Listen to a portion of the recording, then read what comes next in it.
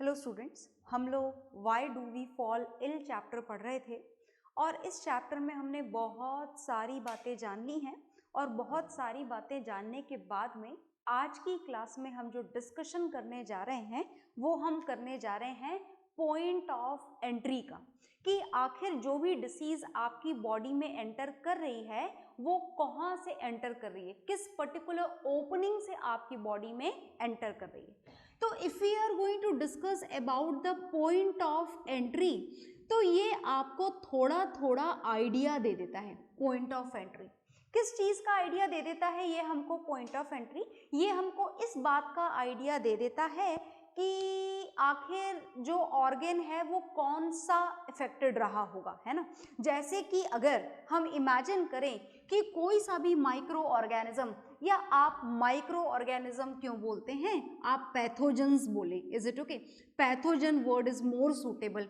Form तो याद है ना, मतलब तो याद है ना पैथोजेंस का। पैथोजेंस का मतलब होता है डिसीज कॉजिंग ऑर्गेनिजम्स। क्या मतलब होता है पैथोजेंस का? पैथोजेंस का मतलब होता है disease causing organisms, is it okay? So whenever the pathogens are going to enter into your body, for example if we are going to enter through the nose opening, मतलब अगर आपकी knows से enter कर रहा है कोई सा भी पैथोजन, कोई सा भी डिसीज कॉजिंग ऑर्गेनिज्म, तो ऐसा मान लिया जाता है कि नोज से एंटर होने वाला जो डिसीज कॉजिंग ऑर्गेनिज्म है वो आपके रेस्पिरेटरी ट्रैक को इफेक्ट करेगा। रेस्पिरेटरी ट्रैक को मतलब आपके नोज को, आपके थ्रोट को, और हो सकता है कि रेस्पिरेटरी ट्रैक से होता होता लंग्स तक भी पहुंच जाए, टीबी जैसी भी कोई प्रॉब्लम हो जाए। ऐसा हो सकता है, बिल्कुल ऐसा हो सकता है।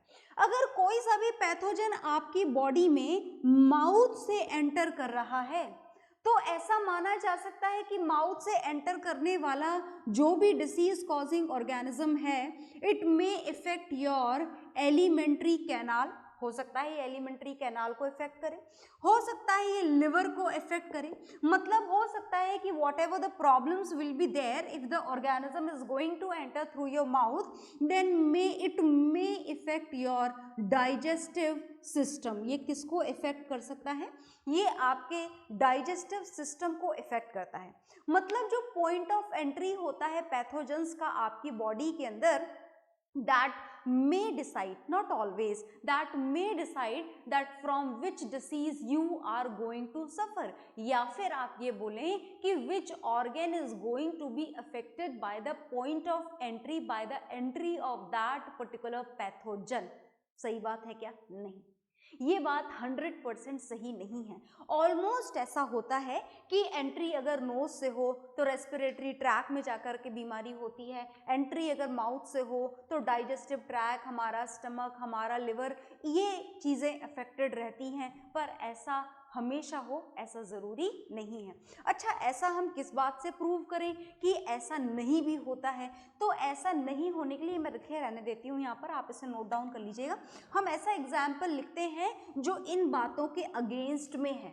जैसे अगर बात किया जाए मलेरिया की, मलेरिया जानते हो ना आप, स्पेलिंग यहाँ पे सही लिख देते हैं हम इसको, मलेरिया की अगर बात की जाए तो क्या आपको पता है कि मलेरिया किसकी वजह से होता है? मलेरिया एक प्रोटोजोन डिसीज है which is due to a protozoan whose name is Plasmodium.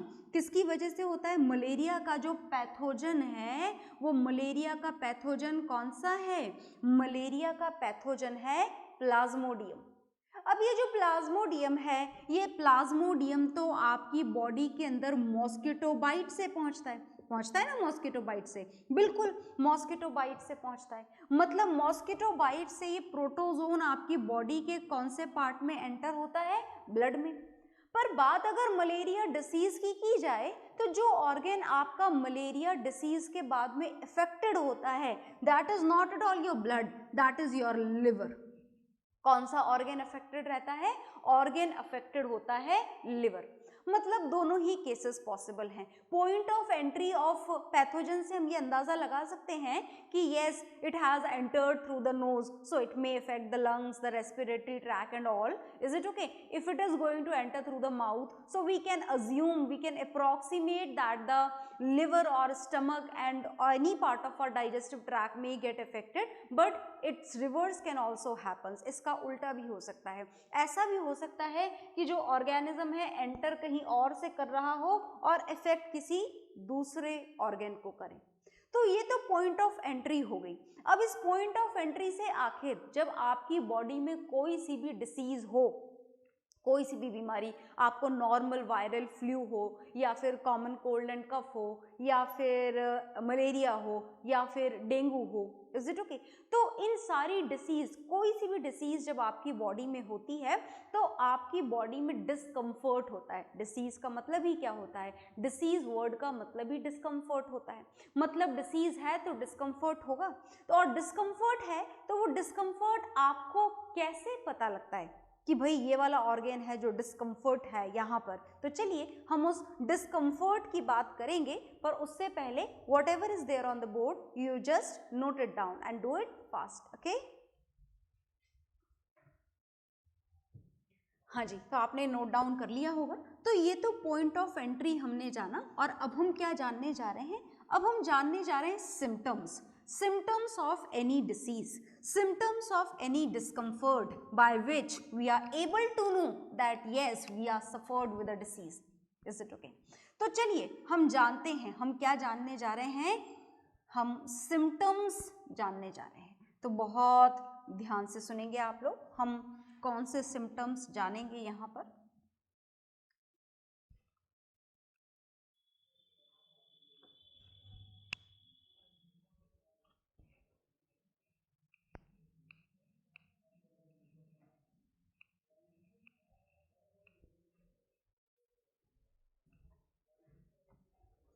हाँ जी, तो सुनिएगा, हम जानने जा रहे हैं सिम्टम्स. बहुत ध्यान से सुनना. हम सिम्टम्स जो जानने जा रहे हैं कि आखिर क्या सिम्टम्स होते हैं जिससे आपको पता लगता है कि you are suffering with any disease. Disease का मतलब मैं बार बार आपको एक सिंपल से शब्द से कंपेयर करके बता रही हूं, दैट इज डिस्कम्फर्ट. डिसीज का मतलब हम बार बार क्या बोल रहे हैं? डिसीज का मतलब हम बार बार बोल रहे हैं डिस्कम्फर्ट. और अगर बात डिस्कम्फर्ट की जाए तो सुनिएगा ध्यान से. डिसीज और डिस्कम्फर्ट. डिस्कम्फर्ट आपकी बॉडी में किन फॉर्म्स में सामने आता है? डिस्कम्फर्ट हमारी बॉडी में अलग अलग फॉर्म में सामने आता है. Is it okay? जैसे कौन कौन सी फॉर्म में सामने आता है? अगर बहुत ही कॉमनली ऑब्जर्व किया जाए, बहुत ही कॉमनली, जो ऑलमोस्ट हर डिसीज में हो जाता है, हर डिसीज में, मतलब इवन कैंसर भी कुछ ऐसे टाइप के हैं जिसमें ये फीवर होता है आपको. Is it okay? फीवर हो जाना, बॉडी का टेम्परेचर बढ़ जाना, that is a symptom that you are suffering with any disease. क्योंकि हमारा बॉडी टेम्परेचर बिल्कुल कांस्टेंट है. कांस्टेंट कितना है आपका बॉडी टेम्परेचर? आपका बॉडी टेम्परेचर कांस्टेंट है 37.5 डिग्री सेल्सियस. और अगर आपका टेम्परेचर 37.5 डिग्री सेल्सियस से ज़्यादा है, इसका मतलब आपको फीवर है, और fever shows that you are suffering with a particular disease. अब कौन सी डिसीज है इसका पता लगाना तो दूसरा काम है. उसके लिए हमें डायग्नोसिस करना पड़ेगा, पैथोलॉजिस्ट के पास जाना पड़ेगा, वो आपके ब्लड का टेस्ट करे, हो सकता है, या फिर different type of test are available. Is it okay? And after all these diagnosis we are able to find that which is the disease by which we are suffering from. Is it okay? पर हाँ ये जरूर बोल सकते हैं that fever is a common symptom which occurs in so many diseases. Similarly, the swelling in any particular area, आपकी body के किसी पर्टिकुलर पार्ट में स्वेलिंग आ गई है, जैसे आपके पैर में स्वेलिंग आ गई है, हाथ में स्वेलिंग आ गई है, या ब्रेन में स्वेलिंग आ गई है, या स्टमक में स्वेलिंग आ गई है. Is it okay? So this swelling is also a common symptom. The next common symptom is pain. जैसे देखो आप ध्यान से कि जब हमें कोई बीमारी होती है तो हमारी मसल्स में पेन होना शुरू हो जाता है, हमारे हाथ पैर दुखने लग जाते हैं. And the most common pain is are headache, हमारा हेडेक होने लगता है, कोई सी भी बीमारी हो हेडेक हमें सबसे पहले हो जाता है। तो these are the common symptoms, fever, swelling, pain. अब जैसा कि मैंने आपको बताया कि fever is a symptom of any disease, but you are not at all able to find out that from which disease you are suffering. Is it okay? ये नहीं पता लगा सकते। क्यों नहीं पता लगा सकते? क्योंकि फीवर कैसा सिम्टम है? कॉमन सिम्टम है। स्वेलिंग कैसा सिम्टम है? कॉमन सिम्टम है। पेन कैसा सिम्टम है? कॉमन सिम्टम है। पर मैं आपको बता दूं कि ये जो फीवर है, स्वेलिंग है, पेन है, they all are belongs to the inflammation.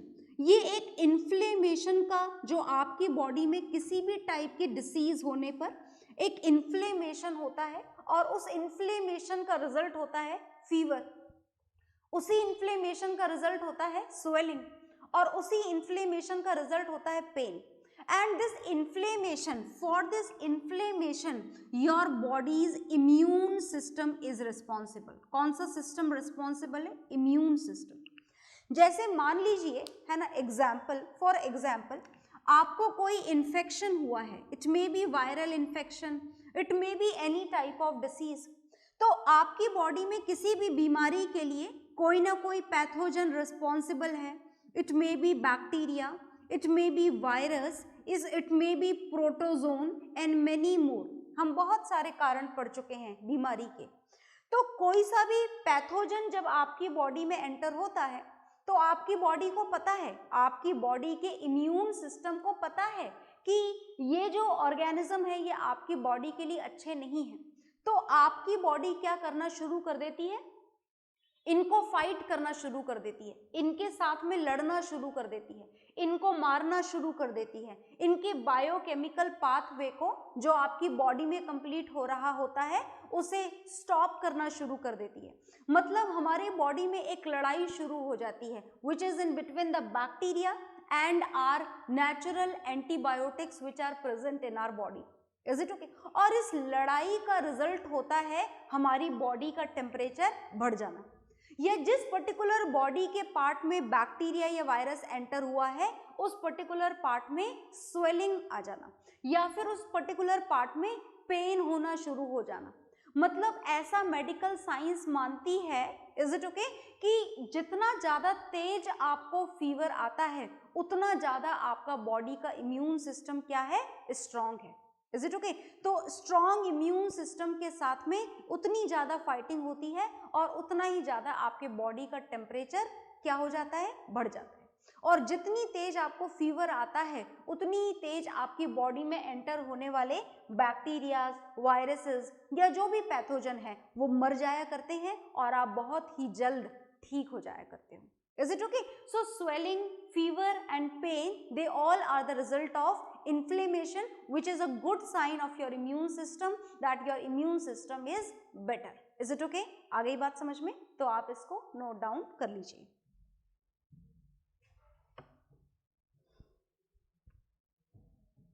हाँ जी, तो इसको आपने नोट डाउन कर लिया होगा और इसको नोट डाउन करने के बाद में हमारे चैप्टर के जो बेसिक कॉन्सेप्ट हैं वो पूरी तरीके से कंप्लीट हो चुके हैं, पर उसके बावजूद हम कुछ पर्टिकुलर डिसीजेस का डिस्कशन यहाँ पर करने जा रहे हैं।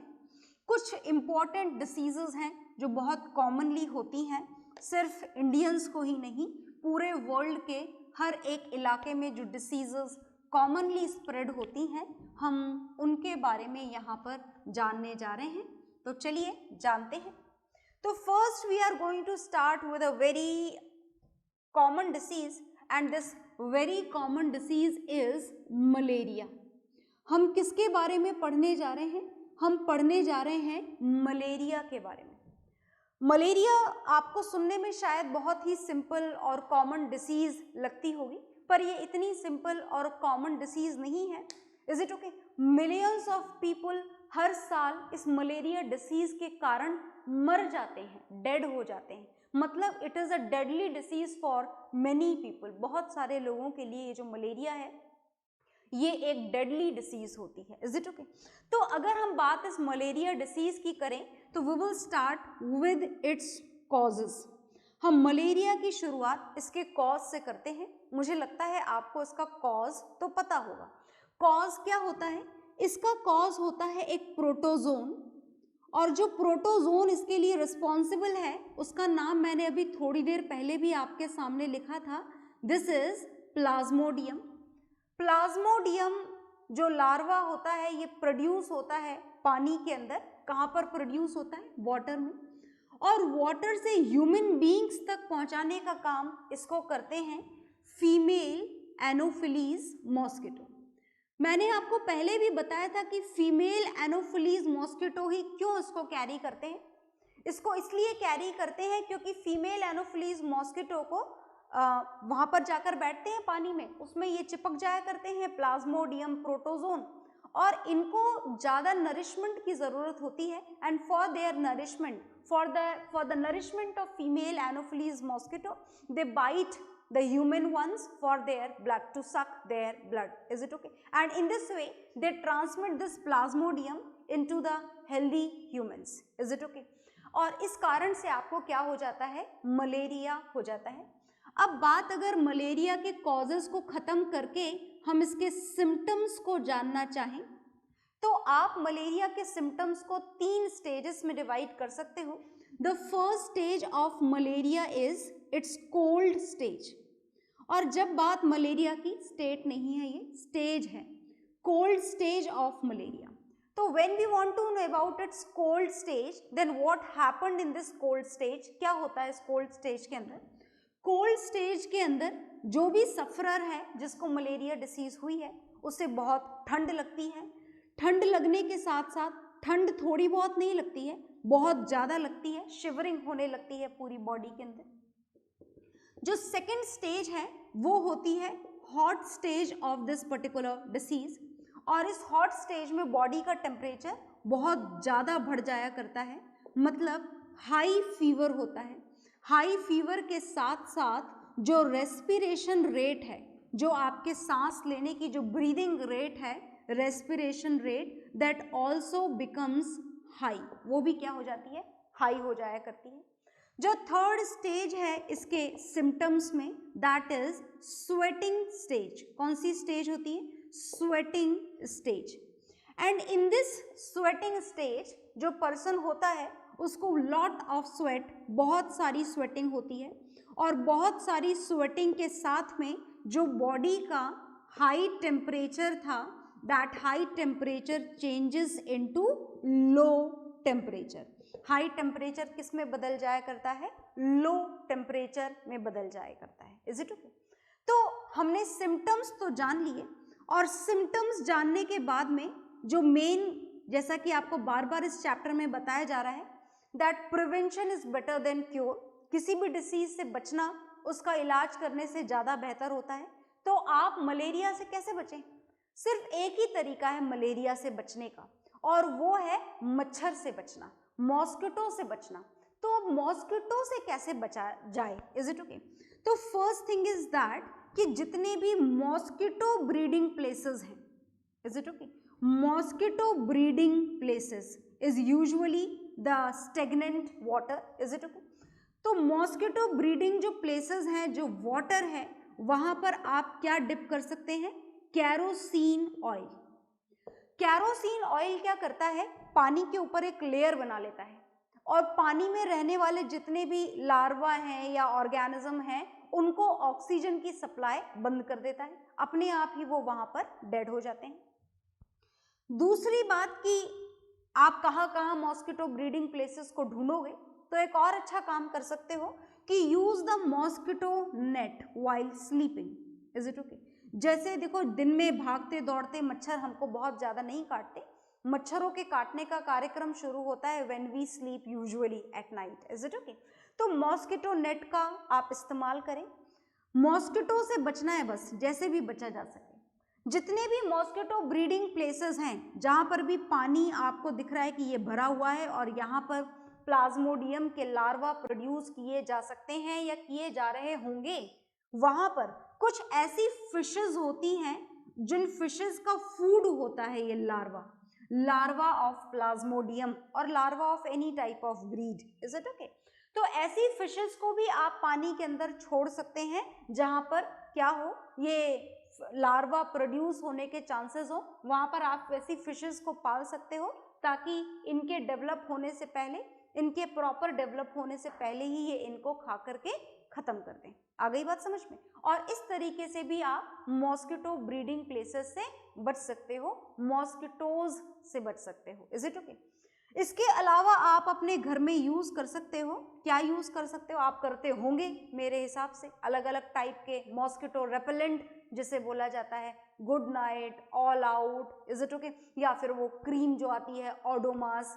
तो जितने भी मॉस्किटो रेपेलेंट हैं, जितने भी टाइप के मॉस्किटो रेपेलेंट हैं, that mosquito repellent can be use to protect from the, to protect ourselves from the mosquito. तो ये तो हो गया भाई प्रिकॉशन, कॉजेज हो गए, सिम्टम्स हो गए, प्रिकॉशंस हो गए, पर क्या इसका कोई क्योर भी है मलेरिया का?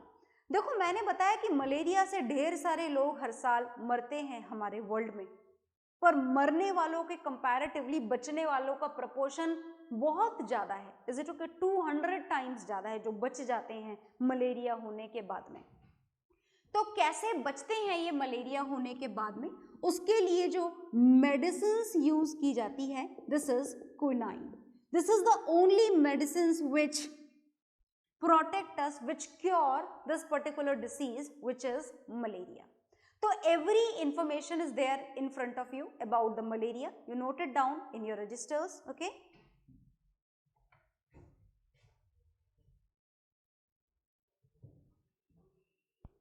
तो आपने ये नोट डाउन कर लिया होगा। इसको नोट डाउन करने के बाद में मलेरिया डिसीज के बारे में हमें काफ़ी इंफॉर्मेशन हमने कलेक्ट कर ली है, और इस इंफॉर्मेशन के बाद में हम एक और डिसीज का डिस्कशन यहाँ पर करने जा रहे हैं। और जिस नेक्स्ट डिसीज का आप यहाँ पर डिस्कशन करने जा रहे हैं, this is rabies, which is a very important, और सबसे ज़्यादा इम्पॉर्टेंट इसलिए है ताकि आप उसके प्रिकॉशंस लेकर के रखें। अब कैसे प्रिकॉशंस लेने चाहिए इस डिसीज से बचने के लिए, देखते हैं।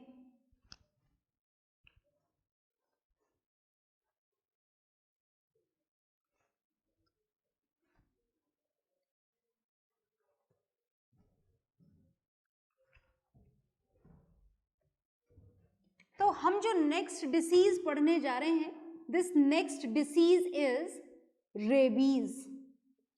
रेबीज का एक नाम और है, और रेबीज का जो एक नाम है दूसरा, वो है हाइड्रोफोबिया। अब फोबिया का मतलब आप सब जानते हैं, फोबिया का मतलब होता है फियर, और हाइड्रो का मतलब है वाटर। मतलब इस डिसीज में, जो भी इस डिसीज से सफर्ड होता है, उस पर्टिकुलर ह्यूमन बीइंग के अंदर ये हाइड्रोफोबिया होना शुरू हो जाता है। ये रेबीज का ही दूसरा नाम है, आप रेबीज बोलें या हाइड्रोफोबिया बोलें, एक ही बात है। और हाइड्रोफोबिया में समझ गए ना मतलब क्या होता है, पानी से डर लगना शुरू हो जाता है। अगर बात पैथोजन की करें, आप पैथोजन के बारे में जानना चाहें कि ये कौन से पैथोजन से होती है, तो ये वायरस से होने वाली डिसीज है। और ये जो वायरस इसके लिए रिस्पॉन्सिबल है, उसका नाम है रेबीज वायरस। कौन सा वायरस? वायरस का नाम ही रेबीज वायरस है। And rabies virus is also commonly known as lyssa virus. तो जो आप बोलना चाहें वो बोल सकते हैं। Is it okay? अब बात आपको समझ में आ गई है कि कॉज इसका क्या है, ये कॉज है इसका। और अगर आप ये भी जानना चाहें कि ये कॉज कहाँ पर प्रेजेंट होता है, रेबीज वायरस कहाँ पर प्रेजेंट होता है, ये वायरस आखिर पाया कहाँ जाता है, so this is present in the saliva, in the saliva of dog. ये डॉग के सलाइवा में प्रेजेंट होता है, पर डॉग के अलावा भी कुछ एनिमल्स हैं जिसमें ये वायरस प्रेजेंट हो सकता है, जैसे मंकी में भी प्रेजेंट हो सकता है ये rabies virus. Is it okay? तो पर यूजुअली देखो मंकी आपको आकर के काटे, हम इतना पास नहीं जाते मंकी के, पर डॉग बड़े सारे हमारे आसपास घूमते रहते हैं, स्ट्रीट डॉग्स होते हैं। तो सबसे मेनली आपको जो बचना है वो डॉग से बचना है, और वैसे आप सारे ही जानवरों से थोड़ा एक डिस्टेंस ही बनाकर रखें जब तक वो किसी के पेट ना हो, तो वो ज़्यादा सेफ होता है। Is it okay? क्योंकि जो पेट एनिमल्स होते हैं वो पूरी तरीके से वैक्सीनेटेड होते हैं, तो एंटी रेबीज वायरस का जो वैक्सीनेशन होता है वो उनकी बॉडी में ऑलरेडी लगा दिया जाता है। ठीक है, तो अब देखिएगा ध्यान से कि आखिर इसके सिम्टम्स क्या होते हैं। सिम्टम्स में क्या होता है इसके, आपका जो थ्रॉट होता है वो थ्रॉट स्वेल हो जाता है, चेस्ट में स्वेलिंग आ जाती है, थ्रॉट में स्वेलिंग आ जाती है, पानी से डर लगने लगता है। These are the symptoms of this rabies disease. इतनी स्वेलिंग आने के कारण से लिक्विड मील लेना भी, पेशेंट के लिए लिक्विड मील लेना भी पॉसिबल नहीं होता। पानी से तो उसे वैसे ही डर लगता है, इतनी स्वेलिंग के कारण चॉकिंग जैसी फील आती है, ऐसा लगता है कि गला किसी ने पकड़ के दबा दिया हो। Is it okay? In that particular condition it becomes very difficult to take any type of diet in the body, in the patient's body. Is it okay? तो यही इसके सिम्टम्स हैं। बात अगर प्रिकॉशन की जाए तो कोई प्रिकॉशन है क्या? बड़े सारे प्रिकॉशन है। पहला प्रिकॉशन तो आपको बता ही दिया कि थोड़ा सेफ रहें आप, एनिमल्स के ज़्यादा पास ना जाएं, और जितने भी एनिमल्स हैं वो एनिमल्स जितने भी आपके आसपास घूम रहे हैं, स्ट्रीट डॉग हो गए चाहे मंकीज हो गए, कोशिश करें कि वो वैक्सीनेटेड हों। हालांकि ये कोशिश आप नहीं कर सकते, ये ऐसी कोशिश है जो गवर्नमेंट के थ्रू करवानी पड़ेगी, because a lot many street dogs are present specially in our country. बहुत सारे स्ट्रीट डॉग होते हैं, तो हर किसी स्ट्रीट डॉग के वैक्सीनेशन का ख्याल आप नहीं रख सकते हैं। Is it okay? आ गई बात समझ में? तो वो ख्याल उनको ही रखना पड़ेगा। और जब भी आप किसी डॉग के पास में जाएं, अगर आपका वो पेट ही है तो उस पेट के वैक्सीनेशन का ध्यान तो आप रख सकते हैं, तो उसके वैक्सीनेशन का आप ध्यान रखें। आ गई बात समझ में? अच्छा, एक प्रिकॉशन और है कि जैसा कि आपको बताया गया कि रेबीज वायरस हर किसी डॉग के काटने से नहीं होता है, हर किसी डॉग के सलाइवा में रेबीज वायरस नहीं होता है। आ गई बात समझ में?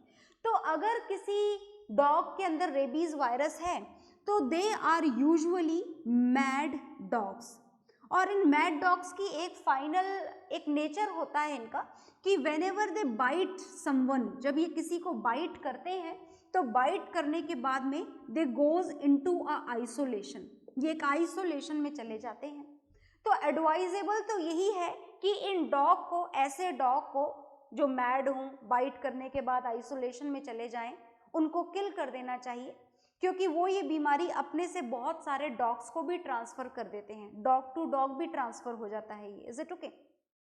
डॉग टू ह्यूमन भी ट्रांसफर हो जाता है। So it is a very deadly disease, deadly disease होती है ये। तो मैड डॉग जो होते हैं उनको दूर रखना चाहिए।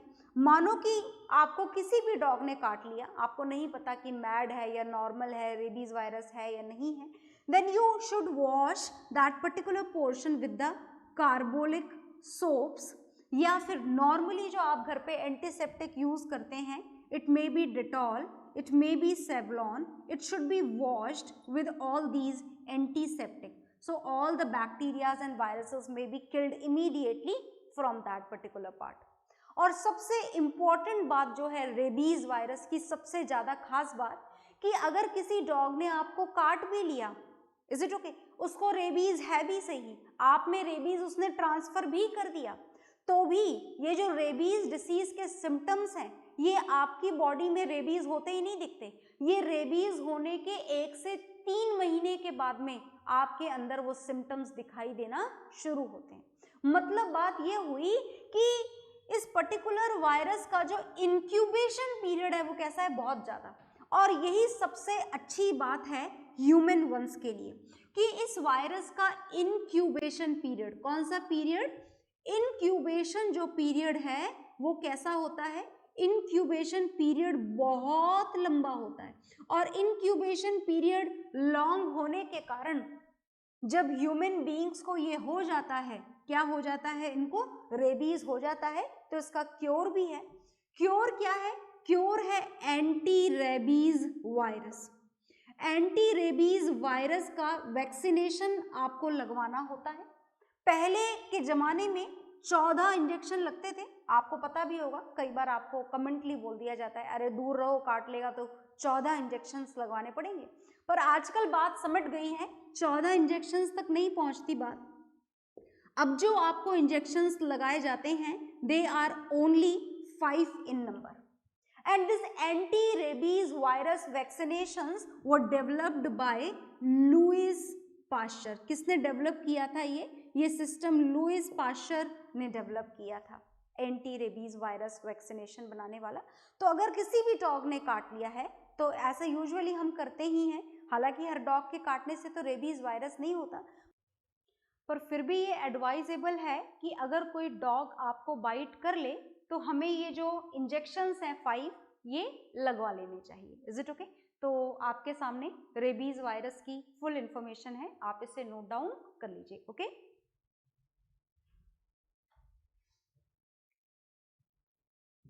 हाँ जी, तो आपने ये नोट डाउन कर लिया होगा और इसी के साथ में हमारा chapter why do we fall ill complete हो चुका है और नेक्स्ट क्लास में हम स्टार्ट करेंगे new chapter. Okay, bye everyone.